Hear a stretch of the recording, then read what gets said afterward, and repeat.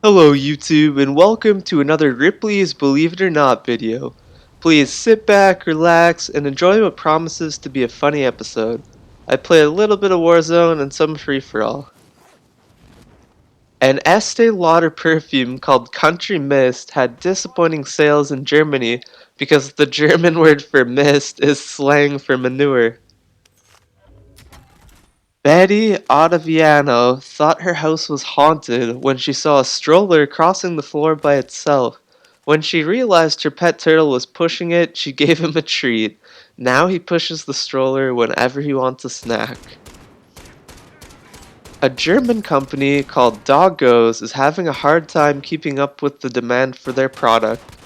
What do they make? Sunglasses for dogs.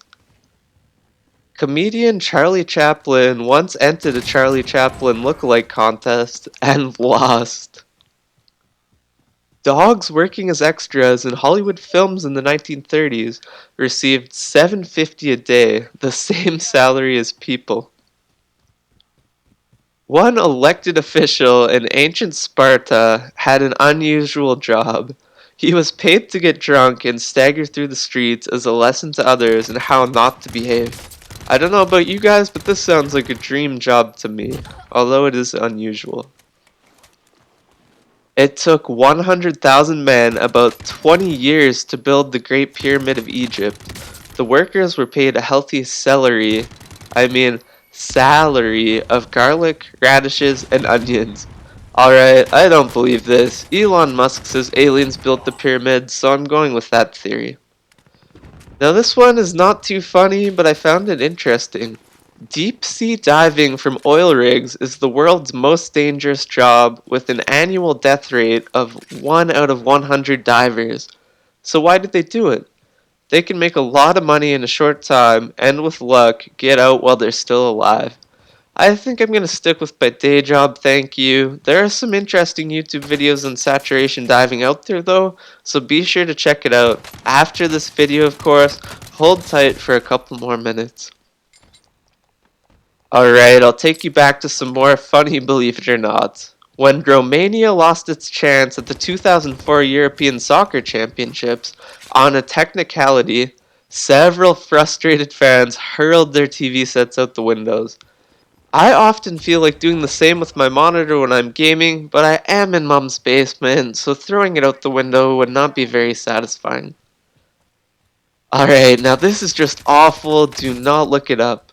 Bee expert Dr. Norman Gary is very comfortable around bees, even though he's been stung more than 75,000 times. Bees communicate with each other through liquid secretions called pheromones. To see what would happen, Gary smeared his body with the stuff. Within seconds, 60,000 bees were crawling all over him while he serenaded them with his clarinet. Next, upping the ante, Gary dripped artificial nectar onto his tongue and 109 bees flew into his mouth. Fighting the natural urge to gag, he kept his tongue still. One wrong move could have sent the bees into a stinging frenzy, so it is probably a good thing he did not play the clarinet as badly as Squidward Tentacles does. I also want to know who counted all the bees. More germs live inside the human mouth than in any other part of the body. In fact, 100 million tiny organisms camp out in your mouth, eating the leftovers, pooping, mating, and having babies all in an average day. That's more than all the people who lived in California, New York, Texas, Florida, and New Jersey in 2000 put together. My advice to you, now that you know all this, is to swear as much as possible to get your mouth washed out with soap. Or maybe get some Listerine. And while we're on the topic of germs, children touch their mouths with their hands about once every 3 minutes and end up swallowing enough dirt each day to cover 7 floor tiles. The drops of moisture in a sneeze can travel up to 102 miles per hour. And please do us all a favor and don't sneeze into your hands. That's my #1 pet peeve. In 1991, while having dental surgery, Wendy McGarr, a deaf woman from Guelph, Canada, regained her ability to hear. I once had dental surgery, but only regained my ability to have a front tooth, so Wendy's story is a little more exciting. In 1984, Graham Baker started digging lint out of his belly button each day before showering. To date, Baker has accumulated a bit more than 2 jars full. He's not sure how he will use it, but hopes it might come in handy one day. In 1998, Katsuo Katugoro of Tokyo, Japan, whose greatest fear is drowning, designed underpants that would inflate 30 times their original size should he be caught in a tidal wave. Unfortunately, Katugoro accidentally set them off while riding in a crowded subway in rush hour. Fortunately, one passenger had the presence of mind to deflate the underpants by stabbing them with a pencil. You can just picture this happening too, it sounds straight out of a cartoon. In December 2008, an Australian man was arrested at an airport in Cairo, Egypt with a 2,000-year-old mummified cat in his suitcase. Why would anyone want a mummified cat? They're bad enough alive.